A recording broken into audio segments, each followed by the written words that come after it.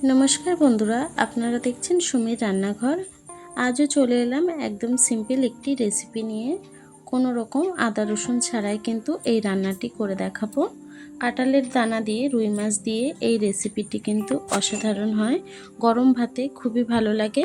চলুন তাহলে রেসিপিটি শুরু করা যাক। তার আগে আমার ভিডিওটি যদি ভালো লেগে থাকে চ্যানেলটাকে সাবস্ক্রাইব করে পাশে থাকবেন।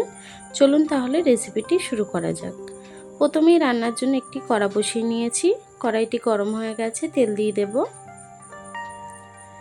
তেলটি গরম হয়ে গেছে, আমি রুই মাছটাকে ভেজে নেব। আগে থেকেই নুন হলুদ মাখিয়ে রেখেছি। রুই মাছটাকে সুন্দর করে ভেজে নেব।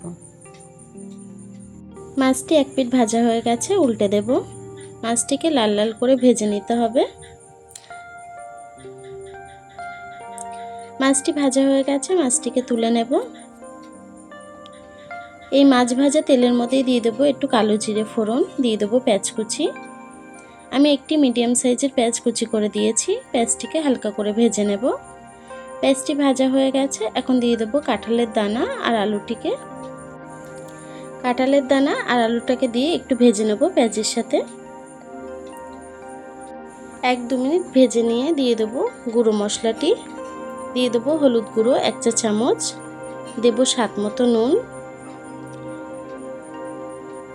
দিয়ে দেবো ঝাল লঙ্কার গুঁড়ো, ঝালটা যতটা পছন্দ করেন সে অনুযায়ী দেবেন। দিয়ে দেবো সামান্য জিরের গুঁড়ো। সব কিছুকে দিয়ে আরও কিছুক্ষণ রান্না করে নেব কষিয়ে। আমি কিছুক্ষণ কষিয়ে রান্না করে নিয়েছি। এখন আমি জল দিয়ে দেব। ঝোলটা যতটা রাখবেন সে অনুযায়ী জলটা অ্যাড করবেন। জলটাকে দিয়ে নেড়ে চেড়ে আমি আরও কিছুক্ষণ তরকারিটিকে রান্না করে নেব। ঝোলটা ফুটে গেছে, এখন আমি ভেজে রাখা মাছটি দিয়ে দেব।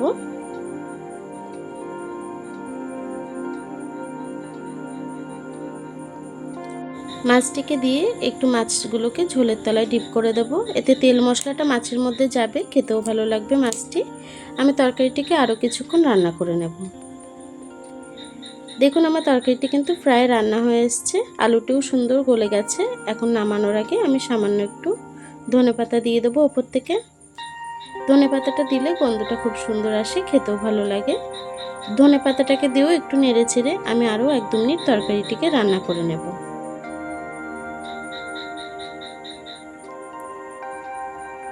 দেখুন বন্ধুরা আমার তরকারিটি হয়ে গেছে।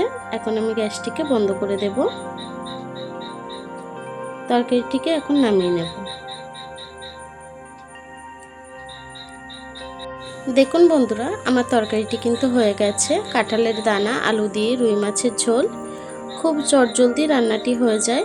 আমার এই রেসিপিটি কেমন হয়েছে কমেন্ট বক্সে জানাতে ভুলবেন না। ভিডিওটি ভালো লেগে থাকলে চ্যানেলটিকে সাবস্ক্রাইব করে পাশে থাকবেন। এতক্ষণ ধরে আমার ভিডিওটি দেখার জন্য আপনাদেরকে অসংখ্য ধন্যবাদ।